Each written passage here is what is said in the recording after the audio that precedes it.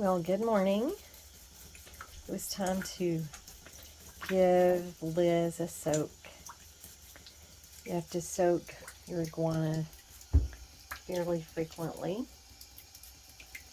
so that they stay nice and moist and hydrated and their tails don't dry out and fall off or anything like that, and so that they have a good ability to digest their food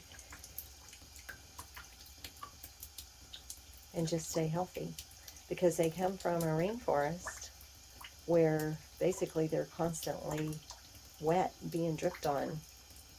And even though we live in a, I don't know, fairly humid environment in our area, it's just not enough. Even when you mist them several times daily, they have to have additional moisture.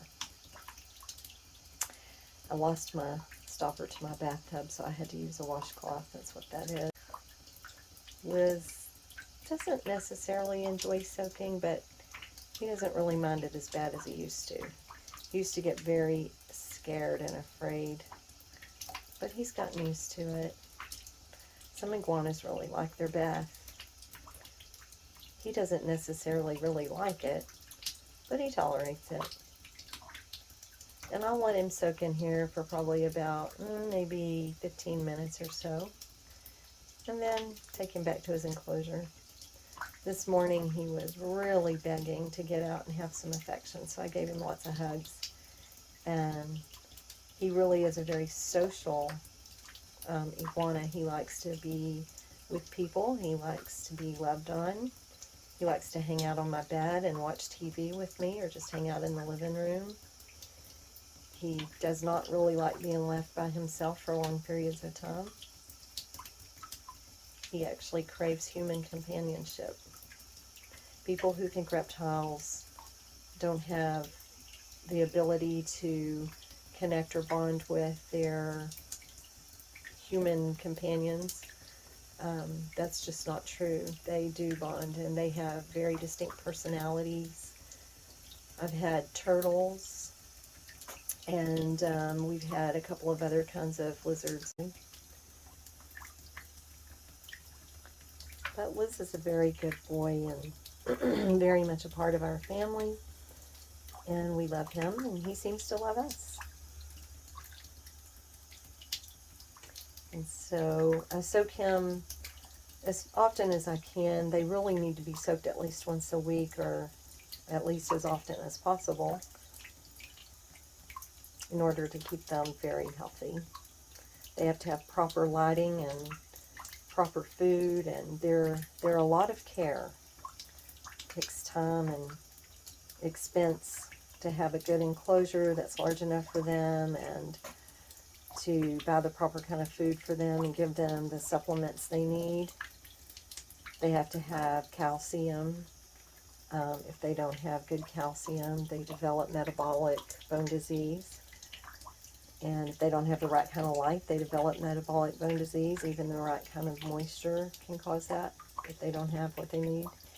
And so they're really very delicate animals. You have to really do your research if you decide you want one, and be sure that you know what you're doing before you get an iguana, because it's very unfair to them to bring them into your home and not know how to take care of them, and then they get sick, and they'll be sick for a while before you even know it, before it even shows.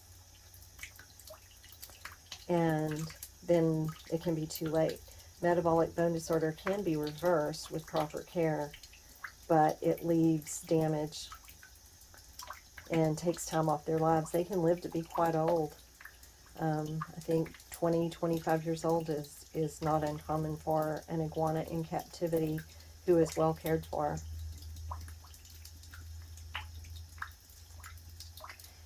Anyway, iguanas make great pets. So if you're interested in an iguana, just do your research and make sure you know what to feed them, what kind of diet they need, and what kind of lights to use for them, and what kind of enclosures they need, and how often to soak them and mist them, and get them when they're young and handle them a lot. Liz eats a lot of mixed greens, collards, mustard, turnip. He also gets frozen mixed vegetables, lots of green beans and a little bit of carrots. I also give him some squashes, summer squashes like zucchini and yellow squash.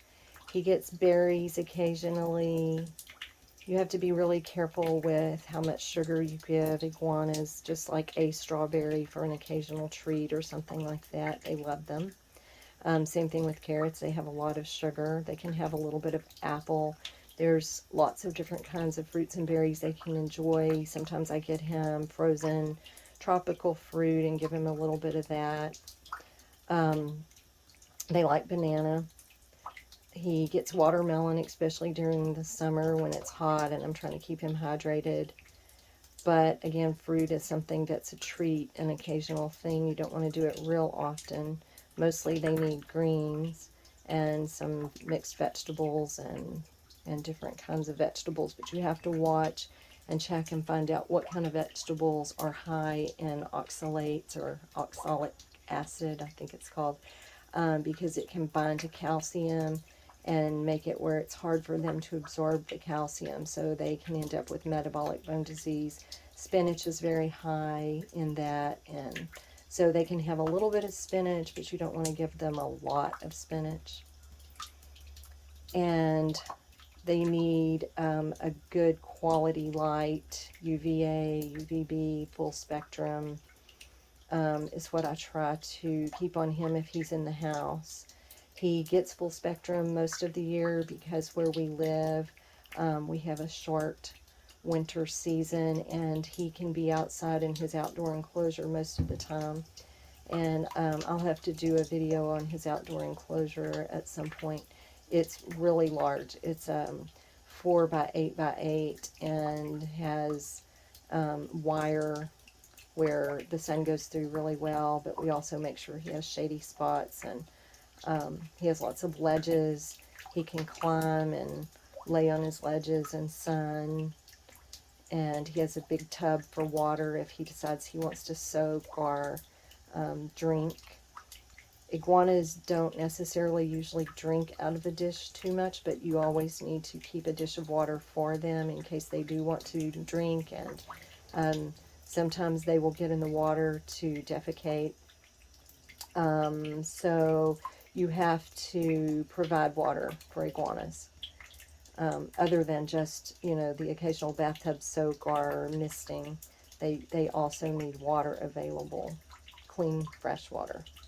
You have to change it out really often because some of them do use it for their toilet, and so you have to clean that water and keep it nice and fresh and keep their cage cleaned up, or their enclosure, because they get it dirty using the restroom. If they don't go in the water, it goes on the floor or wherever, and you have to keep their enclosure nice and clean, keep down any kind of bacteria and things that could make them sick. And they also need regular vet visits. Luckily we have a vet nearby that sees exotic pets and reptiles.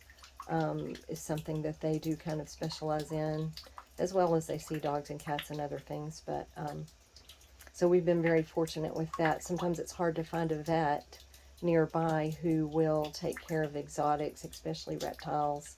It can be difficult to locate, and so if you're thinking about getting an iguana for a pet, you need to make sure that you have a vet somewhere within driving distance that you can take your iguana to in case of problems, because we've had some problems with Liz from time to time, not often. We've been very fortunate with that, but we have had to visit the vet for occasional things.